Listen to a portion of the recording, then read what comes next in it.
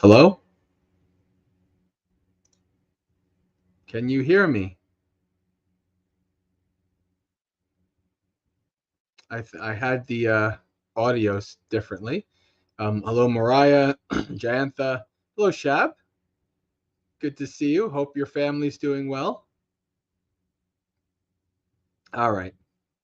Since I'm going to be traveling for the next couple of weeks, I did not bring my Yeti mic. I'm testing out for the first time ever using the mic from my webcam. And if that works well, then that's good. Yeti mic, it takes up a lot of room when you're trying to fly with not too many bags. All right.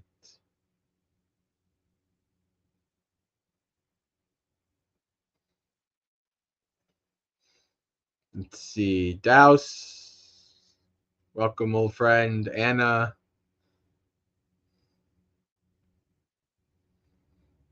All right. We'll give it another minute or two. Hello, Yankee. Hello, Visaka and Isla. Do you all like, for the first time ever, Dhammapalooza has a nice flower arrangement in the back?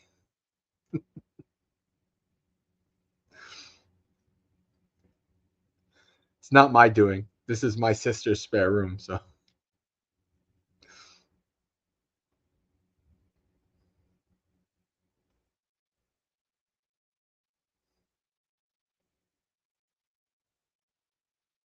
Should have put my little Buddha statue up there, actually. I forgot.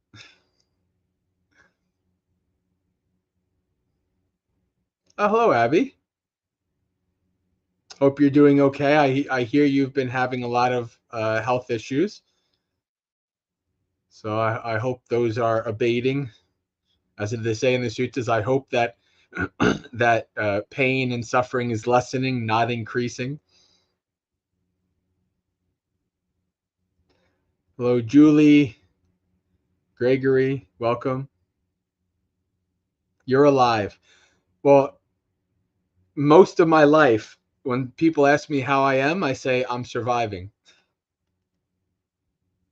So, I mean, you're alive is as good an answer as any. I mean, obviously it could be better, but it also could be worse. You're alive, you're a human. You have two adorable daughters. You could be like, you know, in a hell realm life. This life, there's lots of ways it could be worse. Yeah. All right. Okay, let's get started.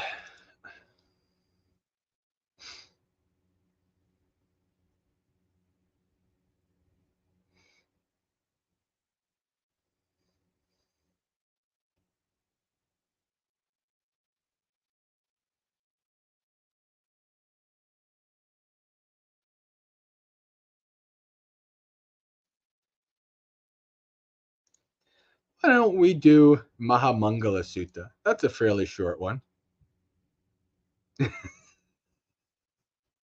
Douse, I think I'm going to have to use that. Bante, how you doing? The aggregates are still together, unfortunately. That's a good one. I keep putting these aggregates together with Play-Doh and glue. I haven't been able to let them go their own way yet. All right, let's get started.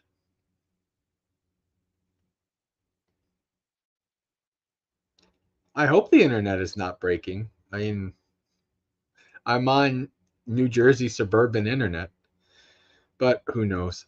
All right, let me share screen.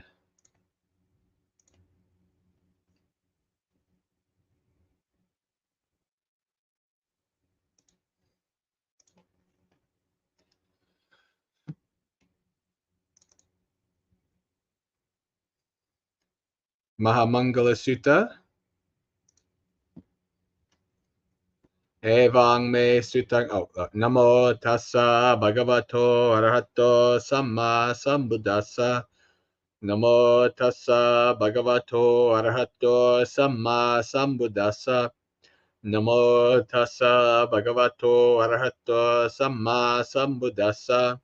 Evang me sutang ekang samayang bhagava savattiyang viharati jetavane anatapindakassa arame atako anyatara devata abhikantaya rattiya abhikantavanna kevala kappang jetavannang obasitva yena bhagavanten upasankamitva bhagavantang abhivadetva ekamantang atasi ekamantang tatakosa devata bhagavantang gataya ajhabasi bahudeva manusa cha mangalani achintayang akankamana sottanang bruhi mangalamuttamang asevana cha balanang panditanyang cha sevana puja cha pujaniyanang etang mangalamuttamang patirupadesava socha pubbe cha katapunyata hatta samma panidhi cha etang mangalamuttamang bahu sachancha sipancha venayo cha susikkito subhasitta chayava cha etang mangalamuttamang Mata pitu upattanang puttadarasa sangaho anakula chakamanta etang mangalamuttamang danang cha dhammacharya cha nastakanyang cha sangamo anavajjani kammani etang mangalamuttamang arati virati papa majjapana cha sanyamo appamado chadamesu etang mangalamuttamang Garavota nivato cha santuti cha katanyuta kalena dhamma savanang etang mangalamuttamang kanti cha sova chassata samananyang cha dasanang kalena dhamma sakkacha etang mangalamuttamang tapo cha brahmacharya cha arya satchana dasanang nibbana satchikiriya cha etang mangalamuttamang Puttassa lokadamehi chittang yasana kampati asokang virajang kemang etang mangalamuttamang etadasani katvana sabbatang aparajita sabbata sotingachanti tang te sang mangalamuttamanti etena satchavajena hotuam he jaya mangalang. All right, English.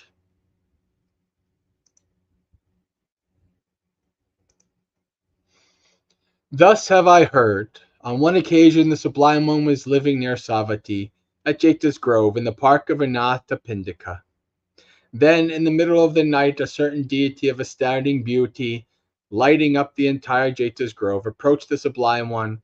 Drawing near, she paid homage to the Sublime One and stood to one side. Standing thus, the deity addressed the Sublime One in verse. Many deities and humans have pondered on blessings, desiring their well-being.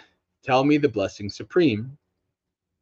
To associate not with the foolish, to be with the wise, to honor the worthy ones. This is the blessing supreme. To reside in a suitable location, to have good past deeds done, to set oneself in the right direction. This is a blessing supreme. Great learning and craft, and a discipline well trained in, and whatever utterance is well spoken. This is a blessing supreme. To be well caring of mother, of father, looking after spouse and children, to engage in a harmless occupation. This is a blessing supreme. Selfless giving, living the just life, supporting all relatives, and blameless action. This is a blessing supreme. To cease and abstain from evil, complete restraint from intoxicants, to be diligent in virtuous practices. This is a blessing supreme. To be reverent and humble, content and grateful, to hear the Dhamma at the right time. This is a blessing supreme. To be patient and obedient, the seeing of recluses, to discuss the Dhamma at the right time. This is a blessing supreme. To live austerely and purely, to see the noble truths, and to realize Nibbana. This is a blessing supreme. A mind unshaken when touched by the worldly state, sorrowless, stainless, and secure. This is the blessing supreme. So this is every time in morning monastery experience when we go through this, or rarely other times, I always talk about how important this sutta is. This is a sutta that is for gratitude. The Buddha says one person is rare in the world, a person who is grateful. So gratitude is very rare in the world. So this is a sutta that is a guide for you, if you have these things, to be grateful for them, and if you don't have these things, to work towards them. What is the next line here? This is one of my favorite lines in the Dhamma. Those who have fulfilled. Fulfill means to do something, to fulfill an ideal, a goal, right? That you are not only just having blessings, and grateful for the blessings you have, but you are also doing the work to have these blessings arise in your life. And those who have fulfilled all these are everywhere invincible. They find well-being everywhere. Theirs is the blessing supreme. By the power of this truth, may we always, may joyous victory be ours. And for those of you who like to, if you do these chantings, you might see that on the bottom here, it says, when blessing others, replace may with te. If you want to do like I do and say we, us, not just myself and others, but all of us, like when I do the metta, that is amhe, A-M-H-E. So whenever I do this, I don't say may or te, I say amhe. May all of us, may we all have well-being. All right. I usually don't give a teaching in the introduction, but considering, Abby's here and, what she's been going through, and we were talking about counting our blessings and it could be worse. I think Mahamangala Sutta is a wonderful sutta for that. Be grateful for with the blessings you have, and work towards developing so that there's more blessings in your life. As the Buddha says in many places, this is not to be had by wishing. There's nothing in the Buddhist teachings. There's nothing in the Buddhist teachings where the Buddha says, if you wish hard enough, it'll happen. No such thing. No such thing. All right, friends. So it is Monday night, 7 p.m. So that means it is time for another festival of Dhamma, a Dhammapalooza with the Maggasekha community. During this period of time, we do a variety of different Dhamma-related activities. We did some chanting. Later, we'll do some meditation. In between, who knows? Maybe we'll read suttas. Maybe I'll answer questions. Maybe somebody will have a Dhamma talk topic they'd like me to talk about. It's all up to you. Dhammapalooza is not a just come and listen to Bhante Yapam for 2 hours. This is a community-guided and led event. I really love it when the community talks to each other in the chats. The last 2 Dhammapaloozas especially, people have been very supportive of each other, giving each other tips and things like that. I think that's really cool. So for the next couple minutes, now's the time. If you have any questions you'd like me to answer, any topics you'd like me to talk about, or the community to talk about, you can type that in the chat. And if nothing, well, we could always do some sutta roulette.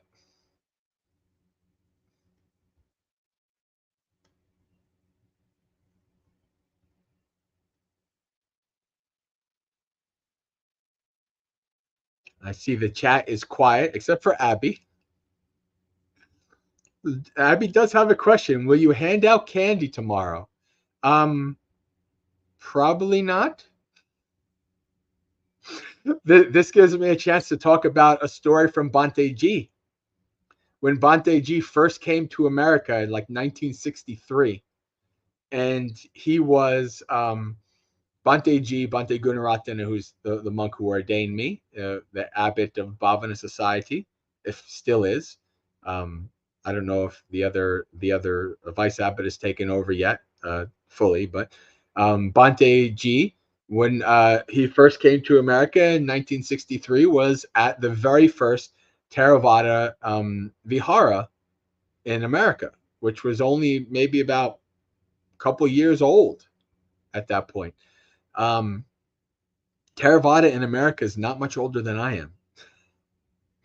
So anyway, he tells the story about how one day the bell's ringing at the vihara. This is a Sri Lankan vihara. You can still go to it in Washington, D.C. It's a Sri Lankan vihara. And the bell rings.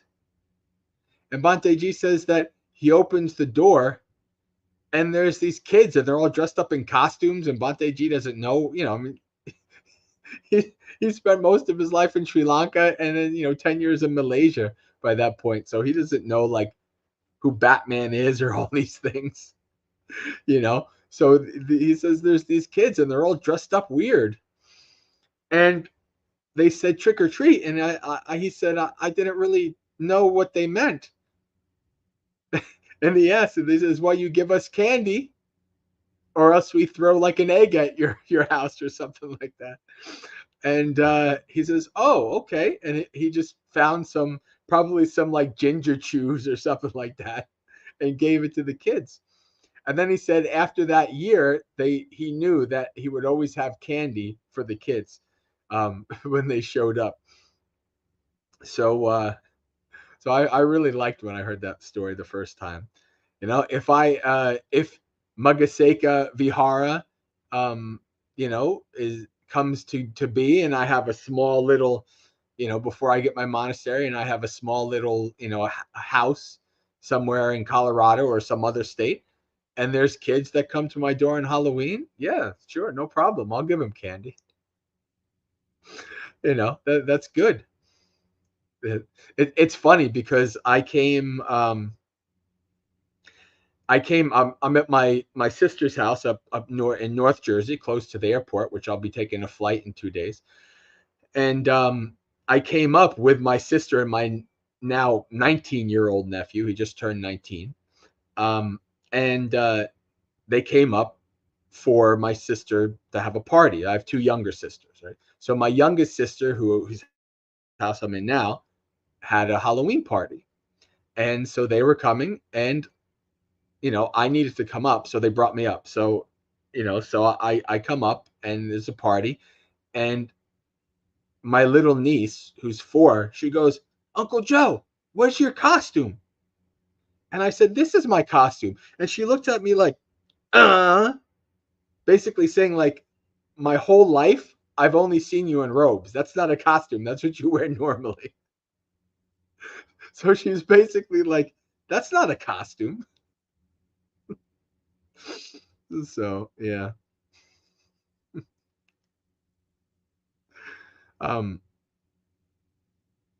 Yeah.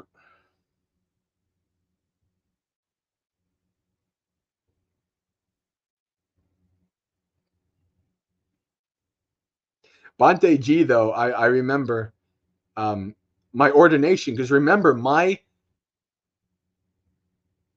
8 years ago today, or no, 8 years ago tomorrow, I first went into robes because I was ordained. I was Pabbaja. I went forth on October 31st, 2015. Just a little bit over a year from when I first started living at the monastery. So I literally went forth on Halloween. And Bhante Silananda, who is one of my favorite Sri Lankan monks in the world, he says, this is not a good date. This is not auspicious. One of the reasons why ordinations are usually on full or new moons is because those are very auspicious days that, they all have a backstory. Something happened with the Buddha or something like this. So Bhante Silananda, this Sri Lankan monk, he's like, this is not an auspicious day. And I said, Halloween's my favorite holiday. It's pretty auspicious for me. I don't know. But my what was going to happen was my nephew, who was 11 at the time, was going to come up to the ordination, and then because he would have lost his trick or treating because he came up to my ordination. They were going to go trick or treating in Winchester, and I knew Banteji's answer, but I was kind of like, since my family's visiting, maybe I go out with them. And Banteji looked at me like I was committing a parajika. And he says, this is the monks' robes are not a joke. They're not a costume. And I was like, yeah, I see your perspective. I definitely see your perspective. On the other hand, it's a heck of an introduction. Like your costume. No, I'm actually a Buddhist monk. You're a Buddhist monk? Oh, really? I actually came down because mostly I spent my sister's party. I mostly spent it up here because I'm a monk. I don't do mingle with lay people at a party. But I did come down once because I forgot what the reason was, and I met some of my niece and nephew's friends' parents, and it was like they only knew I was an actual monk because my sister said, "Oh, this is my brother. He's a monk." But yeah, so I don't know. It's interesting. All right. Do we have any? We don't really have too many in the way of questions or anything. I guess everybody has Halloween on the brain.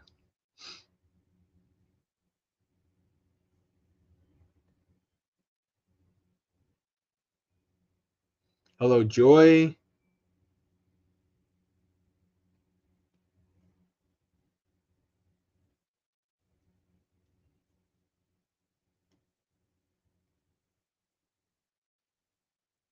Gregory, we can talk about allowable monk colors.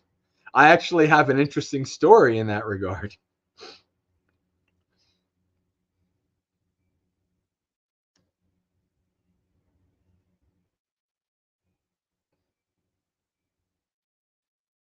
But let me go back up. Anna had a question.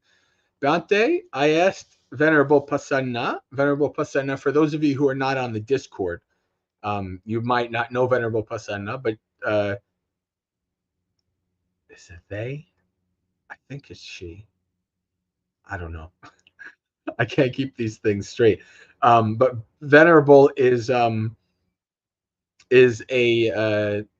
bhikkhuni under Ajahn Brahm's lineage down there, Dharmasala, and she actually was a lay person on our Discord. She was around in the early days, and she still is. She being a junior monastic, she's much more restricted in what she can do, so she's not obviously not online that much, but she's still on our Discord, and she still answers questions here and there, and every once in a while, outside of Vasapira, joins us for our sutta readings on Sundays and things like that. So that's the we have myself and Ayasa Dhamma and Venerable Pasanna, who are mostly regular.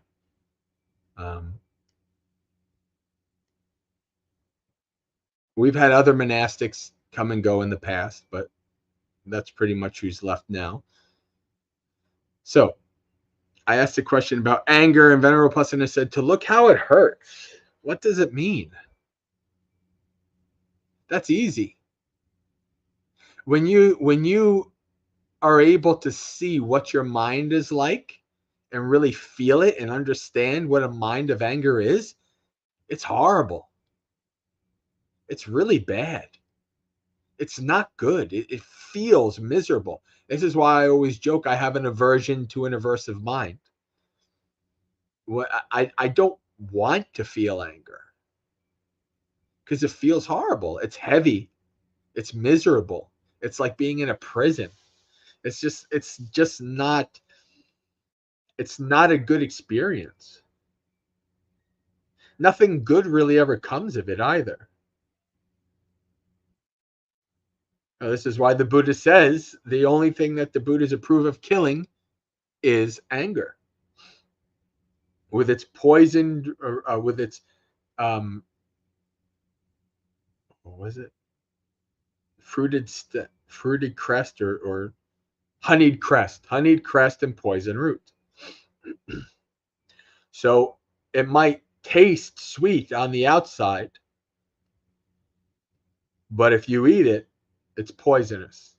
Buddha uses a similar example of a craving person will drink the poison because it tastes good, right? So that's what this means. What is the mind like when anger arises? What is the body like? How does it feel? What happens in the body? What happens in the mind when anger arises? That's what Venerable Pasana is talking about. To investigate that. Investigate your mind and body during the experience of anger being in the mind.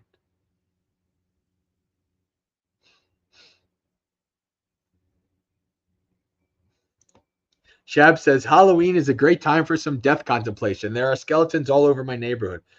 You know when also is a really good time for death contemplation? When you're on the plane that's about to take you up, that's taking you slowly up to the altitude that you're going to jump out of the plane. That was probably that's probably my favorite death contemplation that I ever did in my life, without a doubt. The one time I did it skydiving, and I just did it. I just calmly and peacefully and excitedly did mindfulness of death as the plane was taking off, climbing to 10,000 feet. And then once I stepped on the railing, when the door was open and I stepped on the railing, it was just fun excitement from there. But yeah, this is any opportunity that you can reflect on. Hey, I could die. That's a good opportunity. It's very good. There are skeletons all over my neighborhood. I was doing my walk these days because I'm eating pretty good. I'm a bit overweight. I need to lose maybe about 15 pounds that I've gained since July. But I've been doing like 1.5 2-mile walks every day. And I was walking in this one neighborhood, and there's a 20-foot skeleton. Had to be at least 20 feet. It was the biggest skeleton I ever saw. And I thought that, there were probably like giants like this that roamed the earth in the past. I don't know. But yeah, skeletons, in the early days, Shab, you might not have, I don't know if you were around when I was in Anagarika. I bought a skeleton for the men's dorm in Ahsoka because I love that skeleton that hangs in the hall at Bhavana. When I ever get my own meditation, my own monastery, there's definitely going to be hanging skeletons. Probably maybe multiple places. People have to donate them, obviously, but yeah, definitely skeletons are really good for contemplation. I would go in front of that skeleton, and I would, this is my cheekbone, and I'd feel the cheekbone of the skeleton, jaw, clavicle. Like you could do this practice of like, I have this skeleton that I'm in front of. I have that in me. That's part of this body. Yeah, it's a really good practice.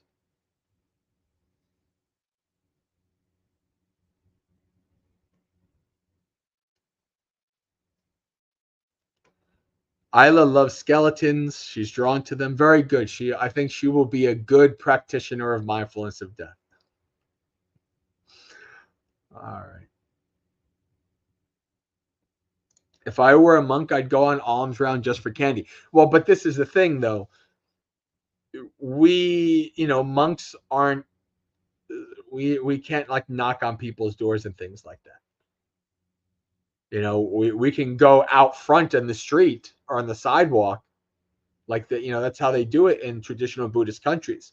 The monks will just go down the row. They'll stand in front of one house for maybe like a minute. Nobody comes out. They just move on to the next one.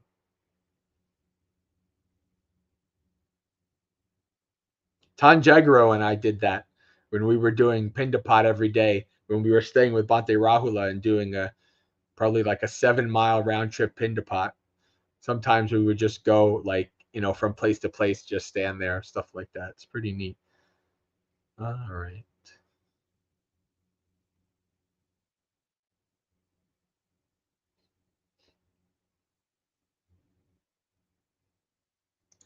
All right, Gregory. Need to go over the monastic rules on costumes now. Obviously, listen, one of the great things, and where did this come up? I think I was in conversation with my nephew who's like, guys today have just like way more clothing stuff than I remember guys in my era. It's like, it's like you got to have like Jordans and this and that, and you got to have the drip or whatever these newfangled words that they use, kids today. And I'm like, I only had like a couple sweatpants and and I had a suit and tie for like work or for special occasions or whatever. But it's like I never had a lot of stuff, and it reflected. I was like, it's so nice that I just have one pair of clothes as a monk. I'm not expected to have to wear different clothes depending on the situation. I could just wear the same robes every day. I even will wear the same shirt. I can wear the same shirt for weeks. But I still have the shirt that I usually go to bed with is the same shirt I've used since I moved to Bhavana almost. So it's like falling apart. I'm just gonna have to use one of my other shirts, but like it's really nice that you don't have to worry about these things. It's just yeah, I just have to I only wish that I would actually go bald so I don't have to shave my head anymore. That would be nice. But the men in my family, even in their like really late years, they don't lose their hair. It's just the way it goes. So I'm gonna be shaving my head probably until I die. But that would make it really even easier if I didn't have to shave my head at all, or my beard. All I had to do was just, wear the same clothes every day. It's really nice. It's a nice reflection of simplicity with monasticism. All right. So, colors. There's only a certain number and of colors that Buddhist monks' robes are allowed to be used. And they're pretty much exclusively natural, easy to come colors. Black is no go. Can't have black. That's definitely black, especially like real black in ancient times. That was probably the most expensive dye. Like that was really expensive to have like real black. Purple is another one. Purple is a royal color because it's always been very expensive. Only rich people could have it. Even in ancient Rome, the senators had like red stripes on their togas, and the kings had the purple. So there's, basically anything kind of like within the family of like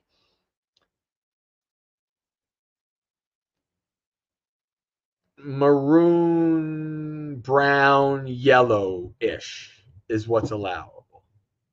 Like I don't know how long you've been with me, Gregory, but you may remember my red robes. Those were technically not allowable. There's possibly a way I could have made them allowable, but different monastics differ on a certain rule and what all means. You do see some monks that have a robe that the border is a different color. That's allowable.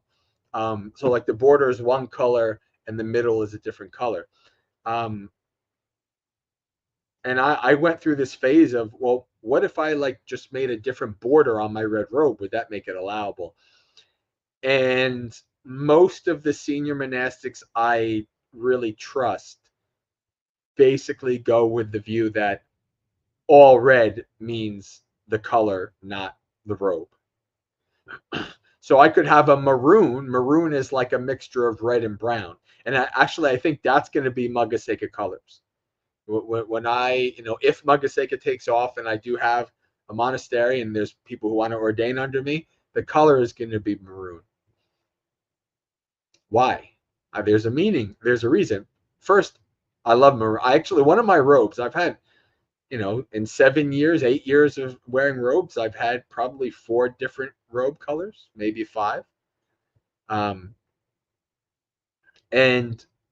I like that maroon's color. But red and brown have special meaning.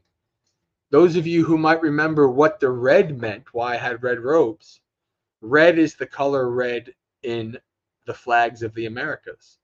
The red in the United States, the red in Canada, and the red in like Mexico, right? Like we're talking, and so it was kind of like a symbol for me of developing a Theravada, developing a Buddhism in the West. And as you may know, that I'm not the type of person that just throws away the old and the traditional either. The traditional oldest Buddhist monk colors were basically a brown color. So brown and red, old and new, mixing. Maroon. Perfect Maggasekha color. That's my perspective right now anyway. But no blacks. No blacks, no purples, no pure reds, things like these colors, no greens. One of the other reasons why a lot of the colors are not allowable is because other sects or other Brahmins kind of had those colors. So, maybe the Jains had a certain color that kind of identified them. And so the Buddha is like, okay, well, we're not going to wear that color because that's identified with this group. We're not going to wear this color because that's identified with that group. Red and black might have been, or maybe some colors might have been identified with the demon worshippers or something. Who knows? But there are specific colors that are not allowable. Now, of course, in Mahayana and like Zen, you'll see blacks and you'll see blues, another color that's not allowable in original Vinaya. So in, different time and places, they have different rules for colors. Like I probably would like to have like a black and purple, like black and dark purple. Those are my 2 favorite colors. That would be kind of cool to have a robe that color. But that's not how Buddhist monks were. That's not what they wore. So, maroon will be good. Okay. Abby says, would you have picked another specific date or was Halloween always a go-to? It was after the Vasa. It had to be after the Vasa because the Vasa is always usually ending sometime in the middle of October. So it was like the end of October was the earliest I could ordain, essentially. And I think that the 31st was on a weekend. It was like a Sunday or a Saturday. So it just worked out that it was that weekend. The timing just worked out that way. It wasn't planned. It really wasn't planned. Bhante G just planned it that way. So it wasn't something I said, I want to be ordained on Halloween. It just happened.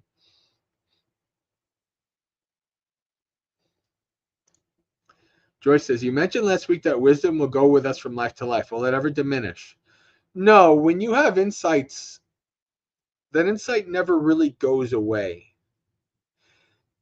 Usually insights are accompanied by like a powerful transformative mind state. That transformative mind state, the power of that goes away. It fades into kind of normalcy. But the insight never really fades away. You can't go back. Like, for instance, for myself, say one day I decide I never want to be a monk again, or I can't be a monk and I'm going to disrobe. I don't think that I could really go back to,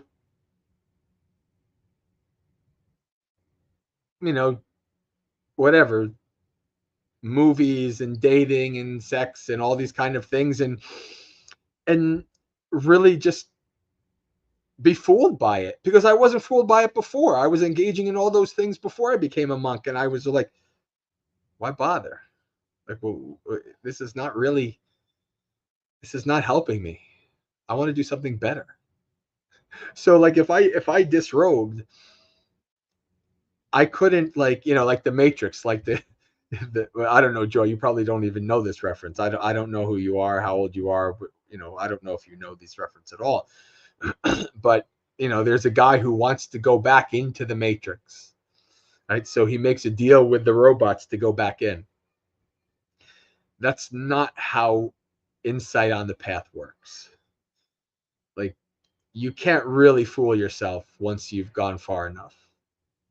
Like, you can engage in it, and you can enjoy the pleasure or whatever, but down deep that it's not really doing it for you like it used to, and it's just not worth it. It's just not as you're just not intoxicated by it like you were. That's the nibbida, right? The intoxication lessens, your passion to do it lessens.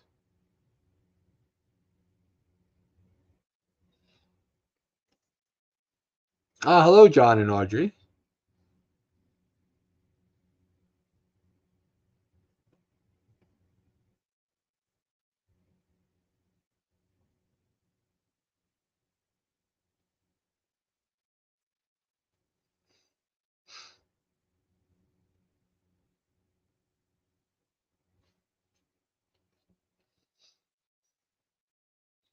Joy has lots of questions. They're very good. First, Shab. What's a skillful way to cultivate one's relationship to your children so there isn't excessive attachment? I wouldn't say this to somebody who's not a Buddhist, because depending on your view, it just doesn't work. But for Buddhist people, we have to understand, like, that being, yes, you created the DNA.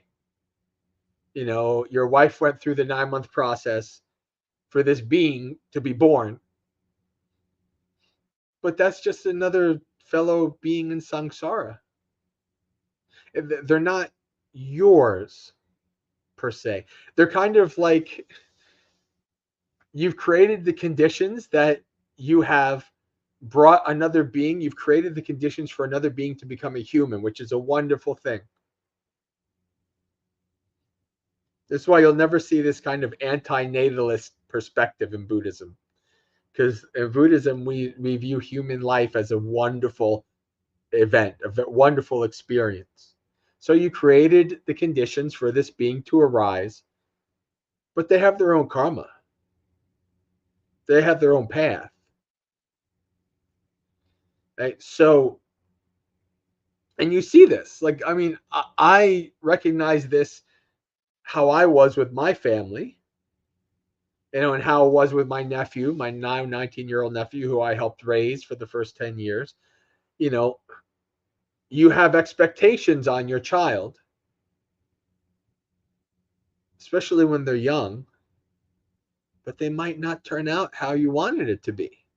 Like, I saw this with my father, who was really big into sports, and he even played minor league, semi-professional baseball and everything. He loved sports.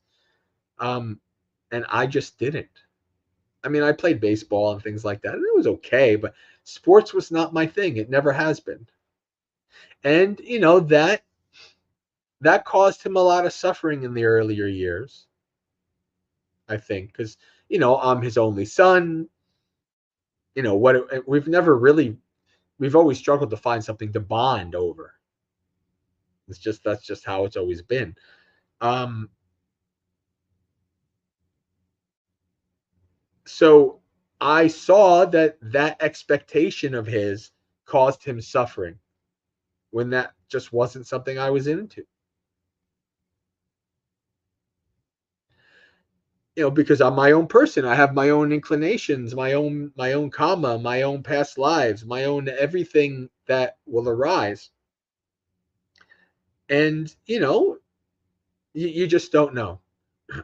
So I think one of the good ways is to reflect in such a way that this person is part of our family. In a previous life, they were, maybe my mother or my father. Right? It's my job, my responsibility in this life to take care of this child, to raise them in a good way so that they will be good people who are a benefit to society as opposed to a harm to society. Right? They'll have good morals, good ethics. This is the job of a parent.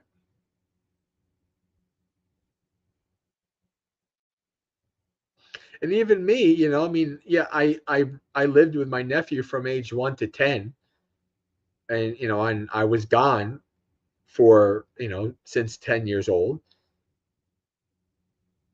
Even still to this day, though, now that my nephew has become an adult, he asked me. We talk about, he's into Stoicism, and asks me little questions about Buddhism, and he has conversations with me about life, and I engage with him both as basically a quasi father figure that I was, because I do feel a little responsible. Feel responsibility for him to, to have a questioning and investigating mind state, mindset, and to really examine things and stuff like this.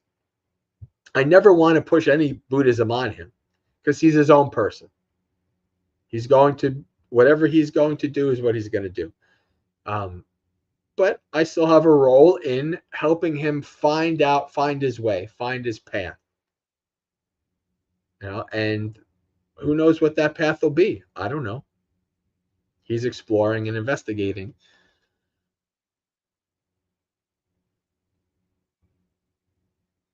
So I guess that's what I have to say about that. You know, take the advice with a grain of salt as somebody who's never really had a blood child.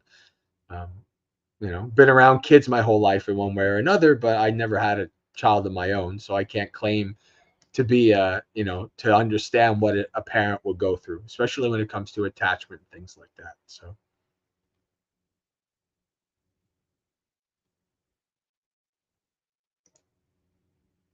what are the different realms in Buddhism, and do we create those realms?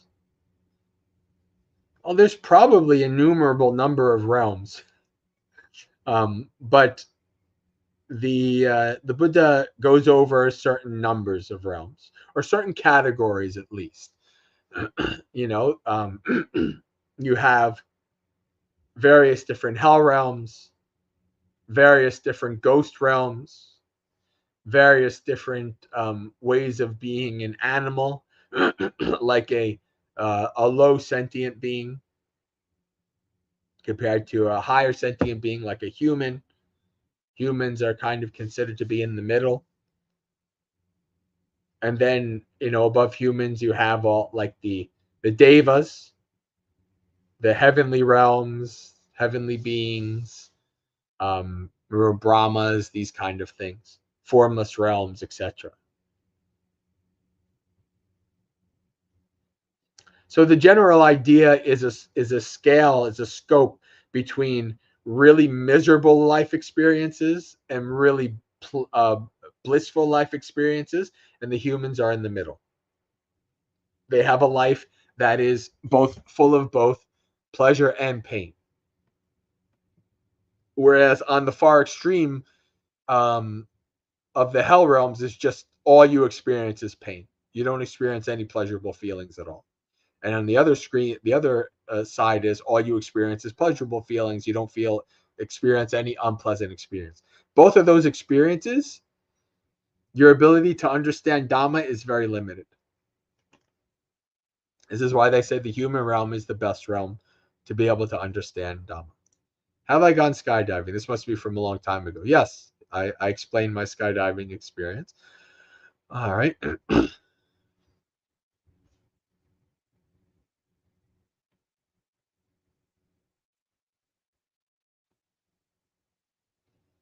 No alms round in the afternoon anyway.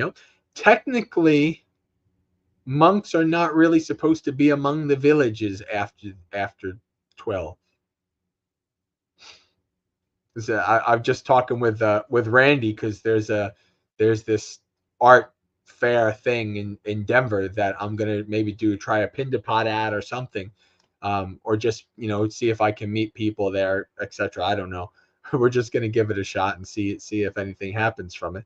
And he asked like, how late could it? We were just having this conversation like, how late can you be out? And I was like, technically, I'm not really supposed to be in a social thing at night. I mean, obviously I've done Dhamma talks at night. Like when I go to, get invited to go various places, I might give a talk from just like now, like 7 to 9 or something like that.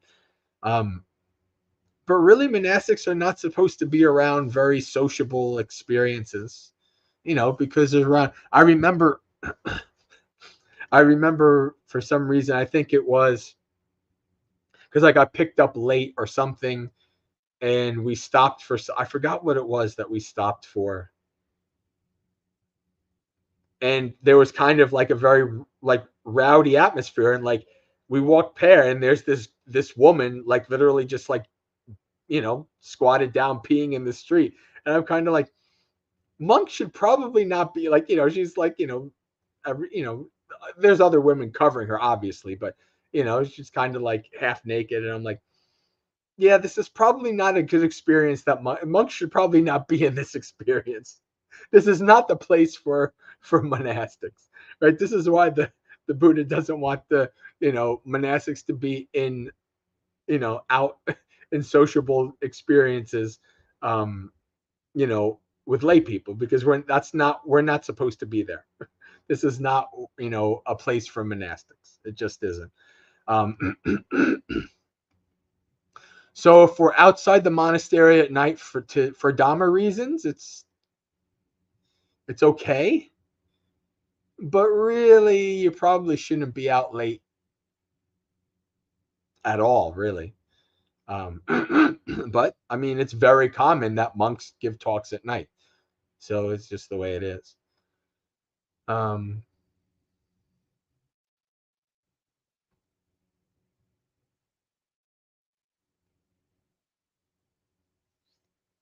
Hello, Rick. Yeah, people talking about clothing and hair. That's still from. I'm just going through the comments.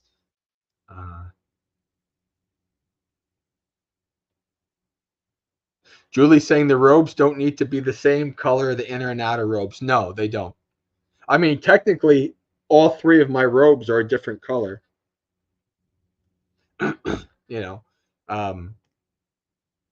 As long as they're allowable colors, it doesn't matter. Especially because a lot of times you're just kind of scrounging. Like this robe is from New Jersey, and I think my lower robe is from California. It's just you go to different places and you have need of a robe, and a monastery usually has a whole what I call the monk gap or the monk Abercrombie or the monk whatever, Old Navy, and there's every monastery or vihar just has tons and tons and tons of robes. Now the pre-built Asian ones, a lot of times those for a Westerner, especially with my weight fluctuations, sometimes I'm a bigger person, sometimes I'm not. The pre-built Asian robes are not built for Westerners. I was just lucky to find this robe at Empty Cloud. It was just the perfect robe. It was my size.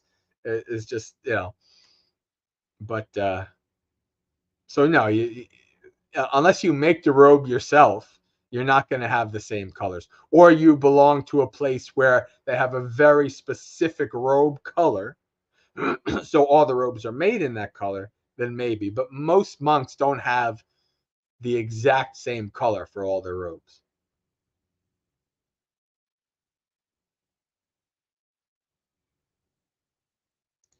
Do I visit my wife's resting location often? She was cremated, so I'm assuming my mother-in-law still has the ashes. Yeah, there's no like resting place.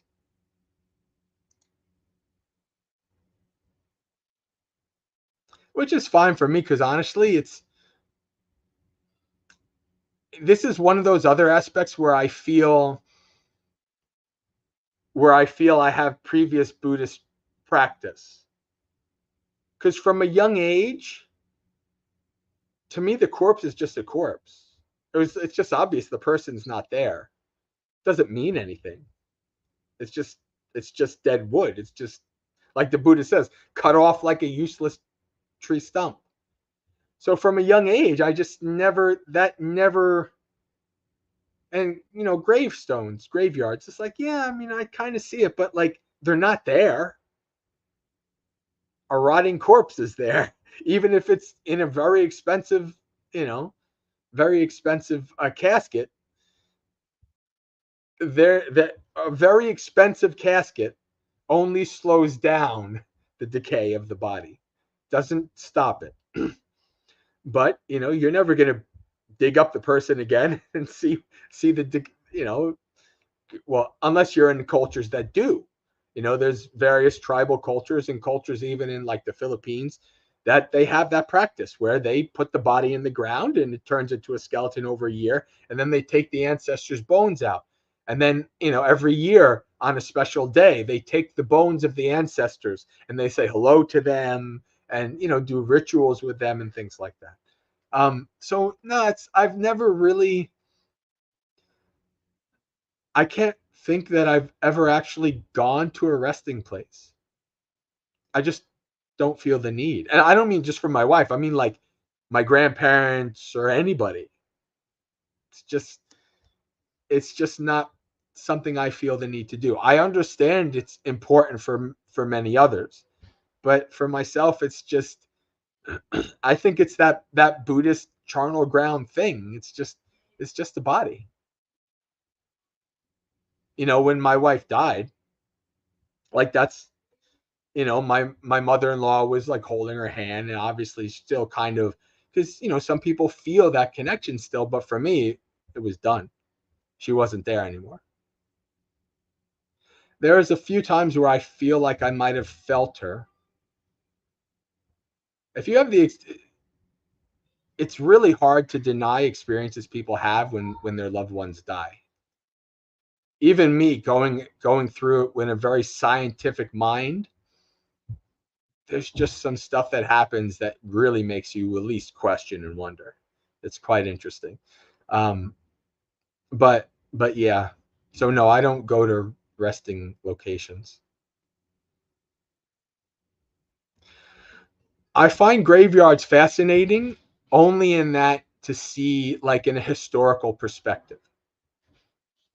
Like in the farm that I used to stay at, which is on the mountain near Bhavana, they have this graveyard. There's no roads to it anymore.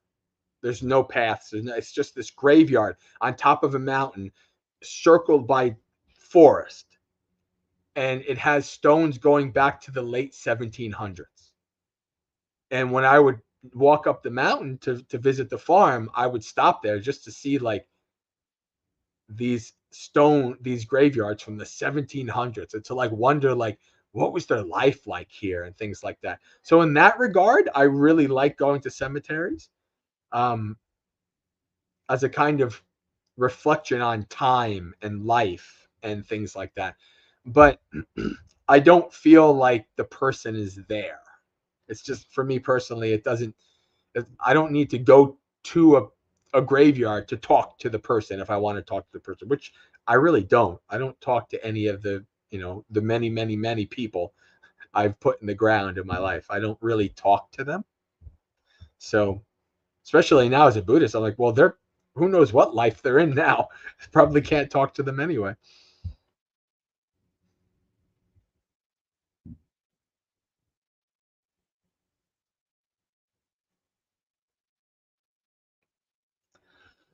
All right, Mariah. When someone experiences a memory in the form of images or movies playing in their mind, and suddenly it feels like the person is reliving that experience again, is this perception or something else? No, I just think that when it comes to memory, I think just people, I think some people are more visual than others. Like I always say, I think in visuals. I don't think in words.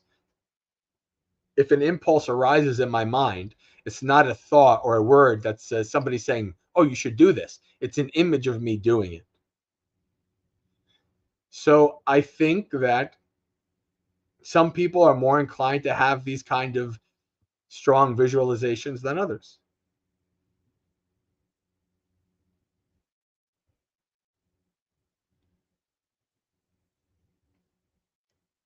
And part of the mechanisms of memory is, your various senses are included. A smell triggers something.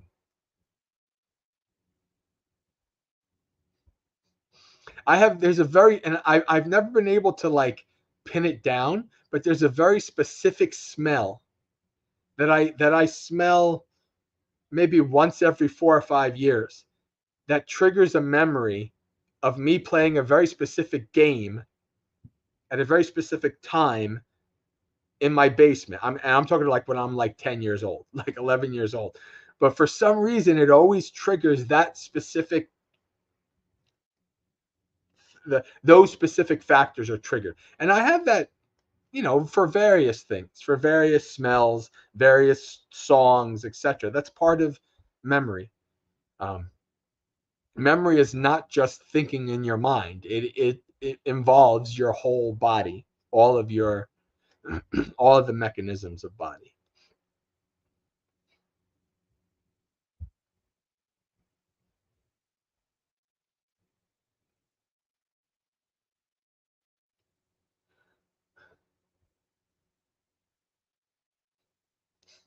Andrew, hey Andrew.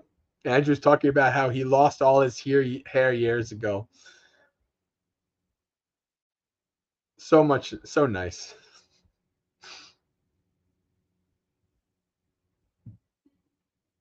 All right.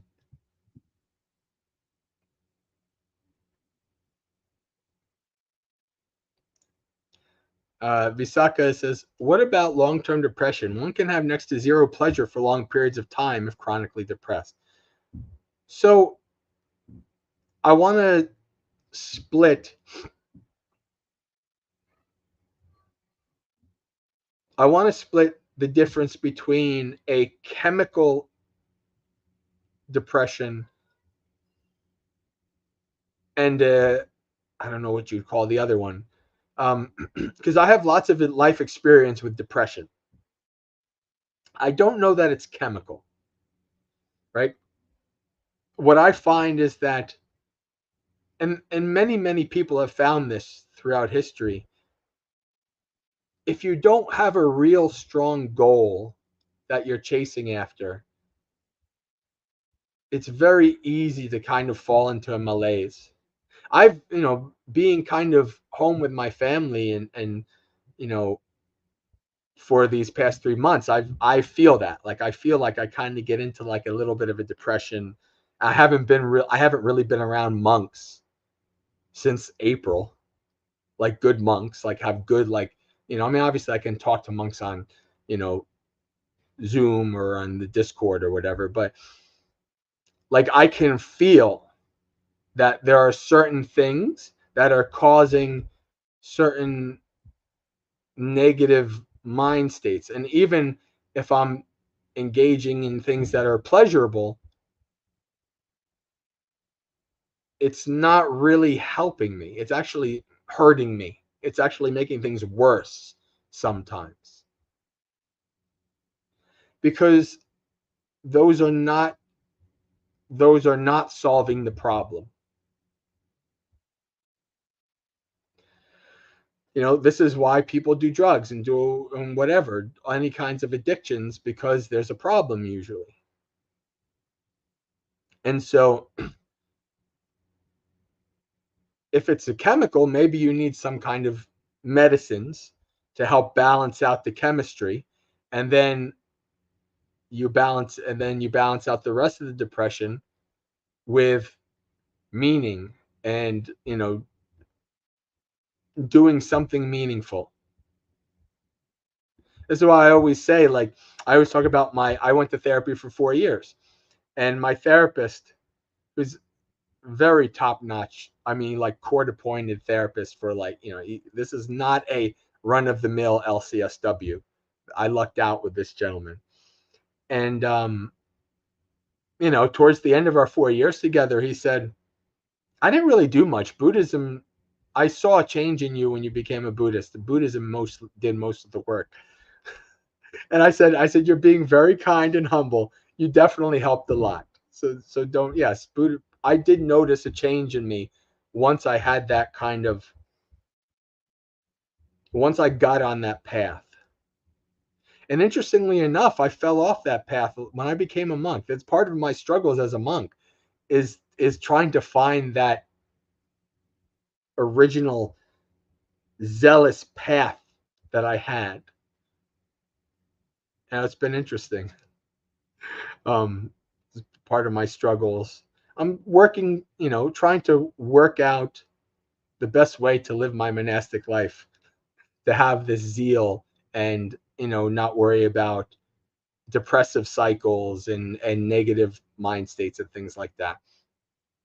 I mean, all of these are very neutered compared to how it was, pre-Buddhism, but they're still there. And I still get into kind of a malaise, and fall into a kind of like not really caring what I eat, because, even though, I mean, I basically really only eat one meal a day, but depending on the food and if it's carbs, I don't have a choice a lot of times.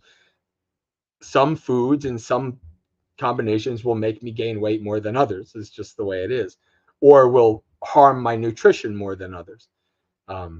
Like, you've heard me talk about vegetarian diet just not being for me, nor is a heavy carb diet not for me either. None of those diets help me at all. The minimum amount of carbs, the better, but I can't escape that. That's, maybe when I become a senior monastic, have my own place, then people can bring me just what I need. But, for now, as a nomad, this is just how it is. But yeah, that's what I would say. Having real meaning and a real path and a real goal that you work towards, that is joyous and meaningful and gives you the dopamine hits and all of that, makes a huge difference in depression and negative thinking.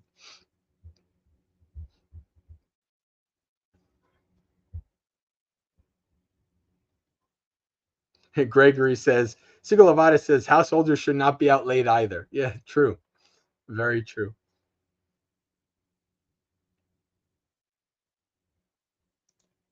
Well, see, this is the thing, Abby. Well, maybe you haven't heard me talk about this. This current life doesn't necessarily, this current life does not necessarily indicate what your next life is going to be, because you have an innumerable number of lifetimes that you built up karma. My wife could be in a hell realm right now, just the way it is. If I don't become a Sotipanna, even if I'm the most nicest monk in this life, in my next life I could be in a hell realm. It's just the way it is. This is the nature of samsara. So where my wife is, I don't know. Who knows? I did have one experience that I don't really tell often, because it's kind of makes things a bit weird. But I did have one weird experience, an ongoing experience, that made me maybe think there's a possibility that the being I'm talking to in front of me is my wife from this life. Can I say that's true? I don't know. I have no idea, but it's it's it makes you question. It really does. It really does. All right.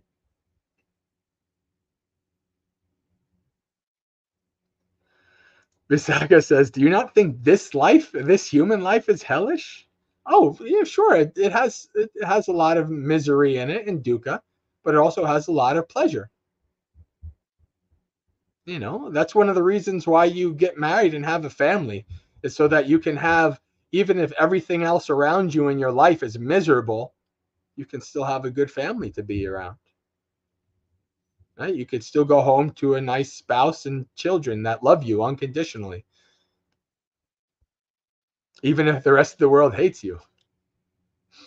So there are ways that you can mitigate the hellish aspects of human life, but you never mitigate the hellish aspects of samsara until you leave it.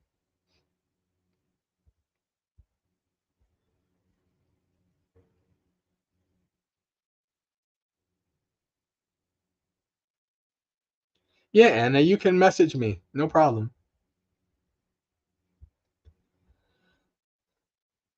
Visaka says, I guess Douse, yeah, mentioned about helping others helps your depression. True.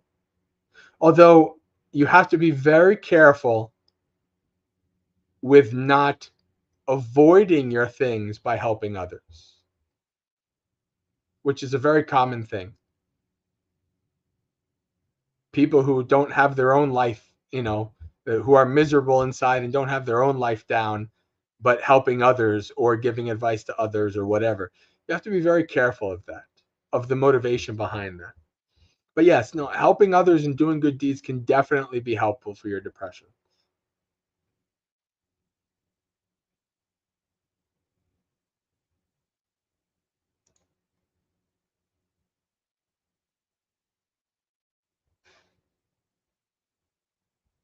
Gregory says, I get anxiety when I feel I should have control over life. Expectations equal suffering. You expected that you would have some level of control. And so you set the trip mine. You set a booby trap for yourself of suffering. I should have control over a life situation, but I fail. But when I don't cling, I tend to slack off. Hard to balance effort and focus and the anxiety it brings. So, one of the things that I've kind of found in the balance of my own life is, and it kind of goes to, it kind of it's encapsulated in a non-Buddhist phrase. It's encapsulated in a war phrase. I mean, the Buddha was a warrior. His similes are war, so it kind of fits. But the phrase goes, even the best laid plans don't survive first contact with the enemy. What does that mean? You can plan all you like. You can very mindfully plan, this is what I'm going to do, etc., etc., etc. But the minute you're in the situation, most likely that plan's not going to work, or only part of it's going to work, and something is going to come up. And so you have to be able to adjust and adapt on the fly. That's where the real skill is in warfare and also in mindfulness. That's where the real skill is. Because you can mindfully be like, okay, all right, I have to deal with this person. I'm going to engage with them. This is what I'm going to do. And then you go to and you plan it all out in your mind. You pregame it. And then you go to that person and they say something that throws you for a loop and you get angry. All that planning, all that pre-gaming just fell out.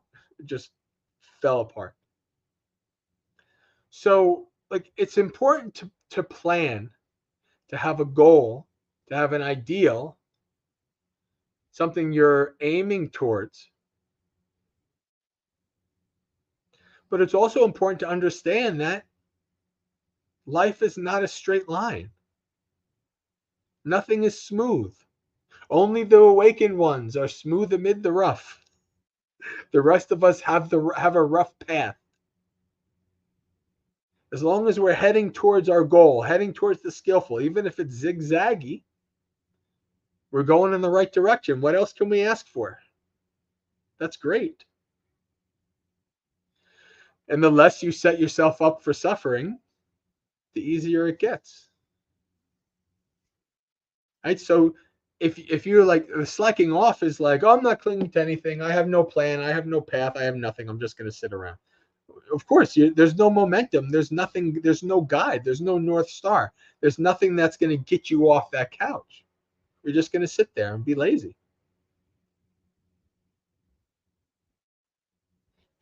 You know? So, and I see that in myself. Sometimes if I'm in a place for a long time, I just get in this mode of like, I just have to survive this place till I go to the next place.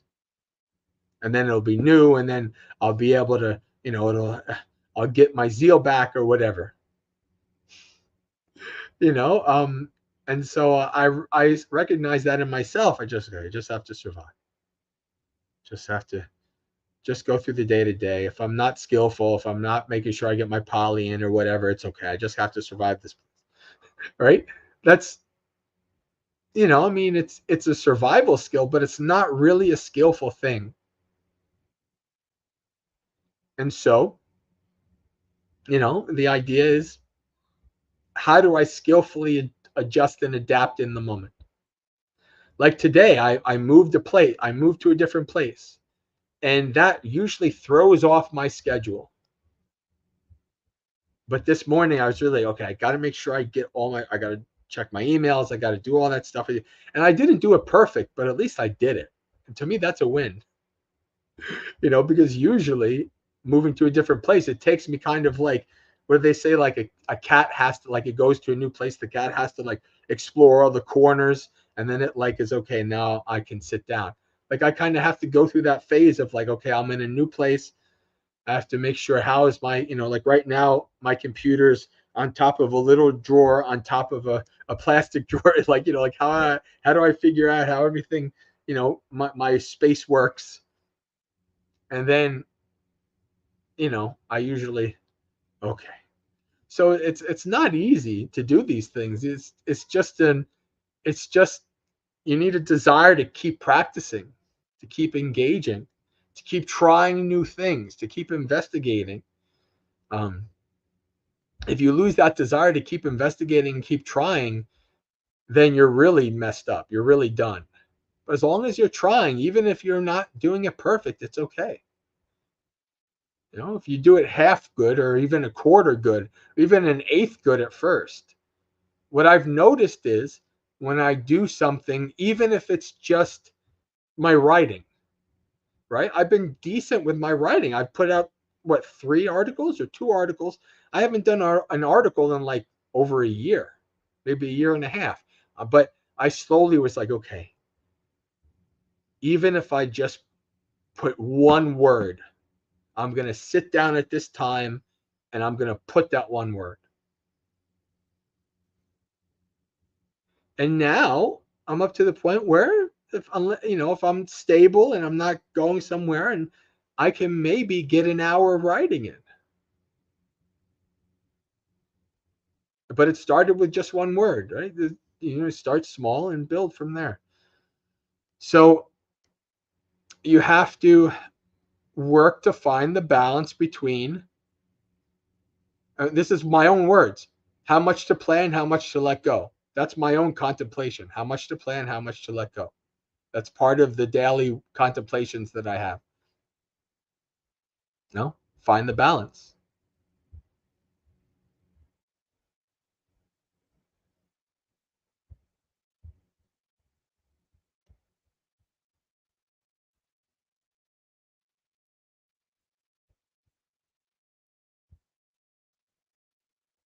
Hello, Sanchez. Good to see you. Yeah, that's good. All right. So why don't we meditate for like 15 minutes and then we'll call it a night. I'm a bit tired tonight, so I think 15 minutes and calling it will be good. That'll bring us to about 35, close to 40.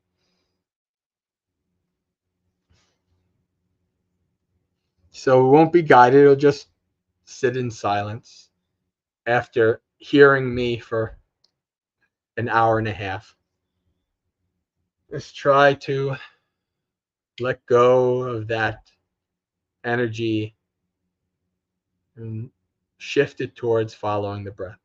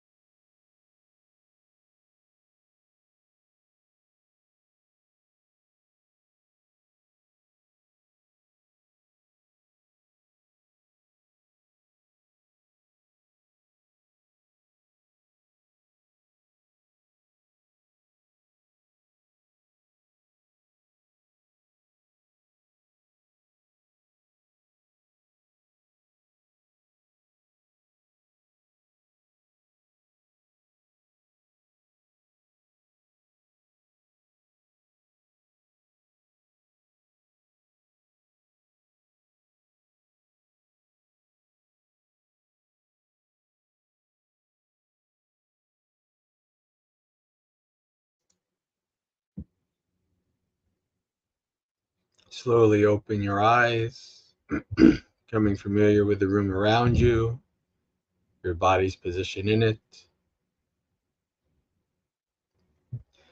Reflecting on the state of your mind before and after the meditation and contemplating any experiences that stand out to you that you had during it.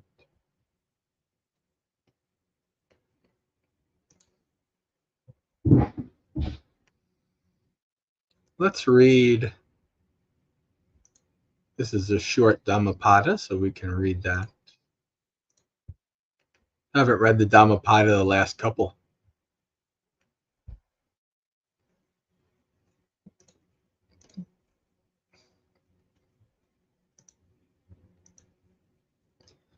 The Arahant.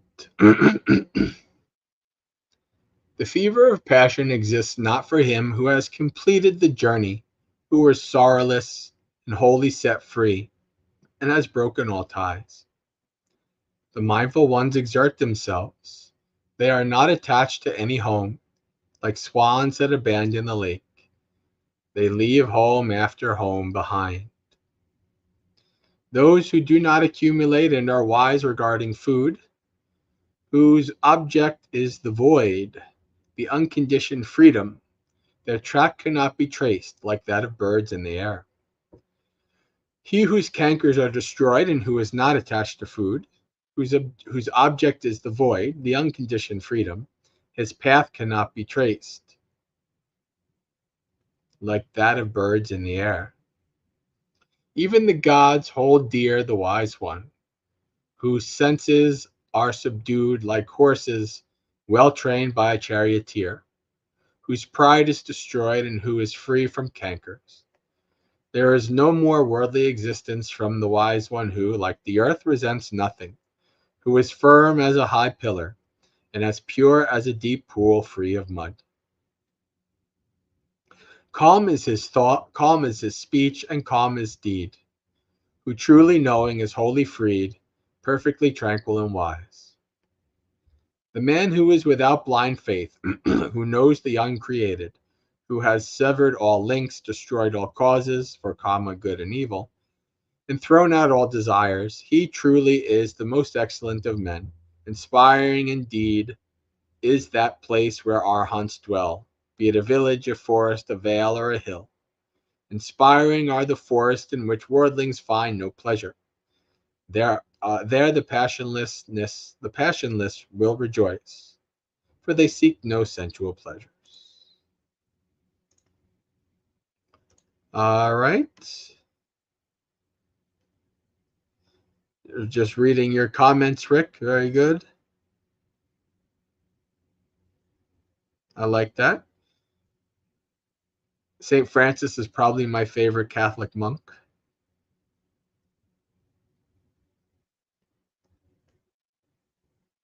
Although I guess technically they're friars.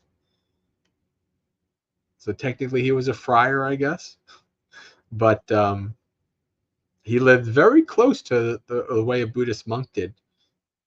Essentially a poor alms mendicant at a time where many religious figures and monastics lived pretty high on the hog, as they would say. All right, let's share. Comments, banners. So if you're watching this for the first time, you're interested in learning more about me and Maggasekha, the organization that I'm building, and to find out when various different activities are happening, you can go to the website scrolling on the bottom of the screen, maggasekha.org.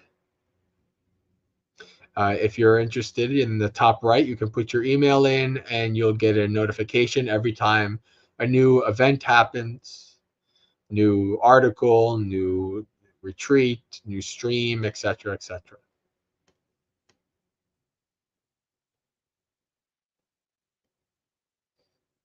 We also have the Maggasekha online Discord, which is a community on the Discord program. This is a community that is almost 8 years old, 7.5 or so. It is a community that is based on the early texts, the suttas. We use that as our guide, both in our study and our practice. So if that sounds like something that's interesting to you, you can send an email to the email listed on the screen, maggasekha@gmail.com. The normal events that I do during the week are Monday nights, and all of these are obviously dependent on where I'm staying, if there's time conflicts, if I don't have internet, etc. But if I'm able to do it, then I should be able to do it in Colorado, my regular schedule. Um, we'll see how I'm going to be able to do it, but I am bringing my laptop, and so should be able to do these streams. But Monday is Dhammapalooza at 7 p.m. Eastern time, New York time. Fridays are when I put out articles. Wednesdays are if I make a video, like an Ask a Bont Day or something like that, I put those out on Wednesdays. Saturdays at 3 p.m. New York time, I do a stream on Insight Timer, a teaching, hour and a half teaching. If you're on Insight Timer, you can find me as a teacher there and join me on those. And Sunday nights, we have at 7 p.m., we have a sutta reading, community sutta reading, where we all take turns reading the suttas together on our Discord community. So you're welcome to attend that as well. And Monday through Friday at 8 a.m. New York time, we have a morning monastery experience where we do a half-hour session that emulates a morning session at a monastery, some precepts and chanting and Dhamma talk, etc. Short Dhamma talk. So friends, with that, I wish you a very spiritually successful and peaceful practice. Until we meet again, Sukhi Hotu, may you be well and at ease. Practice well and be well. Have a good week.